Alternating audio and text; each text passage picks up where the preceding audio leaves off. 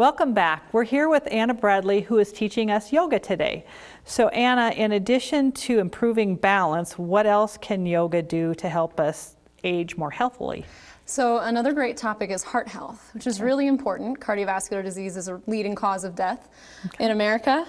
So as we age, aging itself isn't a risk factor, but as we get older, lots of other factors have more time to come together to increase our risk of cardiovascular disease. So the way we eat, the way we exercise, all of that stuff starts to come together. How we sleep as we age, all of those behaviors and those trends start to come together.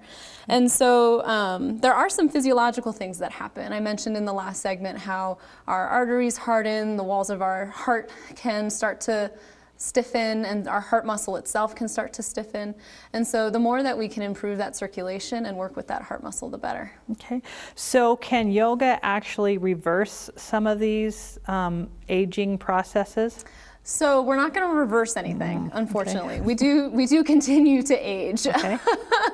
But what we can do is we can age in a healthy way. Okay. And so we can continue to stimulate our bodies. We can yoga has actually been shown to stimulate our parasympathetic nervous system, which is our rest and digest system. And so that helps us reduce our chronic stress levels. That helps us lower our blood pressure. We're reducing workflow for the heart. And then yoga has also been shown to improve the heart's actual electrical conduction, which actually helps the heart's rhythm stabilize. And there's a whole bunch of other stuff. You know, yoga, we talked about it being a mindfulness exercise, and compassion, when we practice compassion towards ourselves and others, has been shown to release a hormone or a chemical in the body called oxytocin. And oxytocin actually reduces inflammation in the body. And inflammation is a key cause of clogged arteries. It's not just thickening arterial walls, it's actually inflammation as well. Okay, so can you show me some things that will help us release the oxytocin? Yeah, absolutely. So the first thing that we're going to do is dynamic stretching. And so go ahead and take a wide stance. 1 foot forward, 1 foot back. And you're actually going to be on the ball of your back foot for me. So go ahead and lift up until you're on the ball of the foot and your heel is actually over the ball of the foot. Perfect. Yeah. And then know that you can always shorten the stance, you can lengthen it, and you can actually also widen the distance between the feet as well. So it's more like you're standing on train tracks instead of a tightrope. And then all that we're going to do here, this is a dynamic movement. We're going to inhale and we're going to straighten your front leg. And we're going to exhale and we're going to bend into it. Making sure the knee doesn't go past the ankle. Inhaling to lengthen and exhaling to bend. And you can increase the intensity by stepping the feet further apart. So if you feel comfortable, then you can now inhale to straighten and exhale to come back in. Okay, so practicing dynamic movements like that is going to help us increase the workload on the heart and increase our blood circulation. Another one is going to be static movements. So again, do that on the other side later, so you're not all uneven, walking around crooked. Go ahead and step the feet together and switch to your other leg, give your front leg a break, and we're going to come into Warrior 3. Just go ahead and start to lift your left leg up, keeping the hips level to the ground just as far as feels comfortable. And you can actually keep the toes on the ground if that feels better. And you can start to lift it higher as you start to reach your body forward. So you're trying to keep your body in one straight line, just challenging your balance, just moving as far as you feel comfortable. Nice. See if you can drop that hip down a little bit, square to the floor. Nice. And then maybe staying for like 5 or 10 breaths here. Just big breaths in through the nose and out through the mouth. Let's go ahead and just take one more, and out through the mouth. Let's go ahead and come down. We've got one more static pose that we're going to show. Let's turn this chair around. We're going to come into chair pose, actually using a chair. Go ahead and sit to the edge of the chair.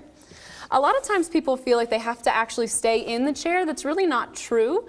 We should try to get out of the chair as often as we can, but it can be a good place to start. And so what we're going to do, go ahead and put your hands on your thighs and start to put weight into your feet. Your crown of your head is going to reach to where the wall and ceiling come together. And as you start to put weight in your feet, start to stand up a little bit. You might even lift your hips from the chair. I want to put my hand on the chair. I know. Well, let's just try it. Yeah, there you go. There you go. That was it. But that's it, though, is trying those little waves. And it's harder than people think. Putting some weight in your feet and lifting up. Like that? Yep, like that. Okay, good. Okay. And over time, we sustain that position. Oh, okay. Yeah. I'll practice that and let you know when I sustain that position. Thank you. Okay. Okay, how much time do we have? We have one We more? have about a minute and a half left. So. Okay, great. So why don't you go ahead and stand up and step off to the side. This is one that I demonstrated for you guys the last time that I was here. So now we just talked about how to increase workload on the heart gently. Okay. Now we're actually going to think about how do we decrease workload on the heart. Okay. Decrease. And so what we're going to do is we're actually going to come into that legs up the wall position again. And you can use a chair. You can also use a wall in your house. And you just come flat on your back. You can just hang out here. This is, I love being in this position. Yeah. This is really relaxing. And what it does is it helps our circulation, it helps our blood get to our brain a little more easily. So now we're starting to reduce pressure on the heart and just giving it a break. And that's good for it too. Okay. So just resting like this is a great yoga pose. Is really awesome. good. Yeah. Love it. And then I'm just going to show us really quickly how to get up from here. Okay. I'm just going to really gently ease myself away from the chair.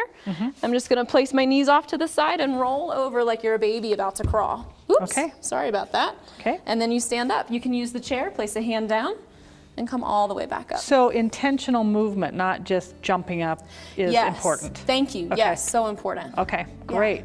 All right, well, we'll be right back with more with Anna right after the break. Stay tuned.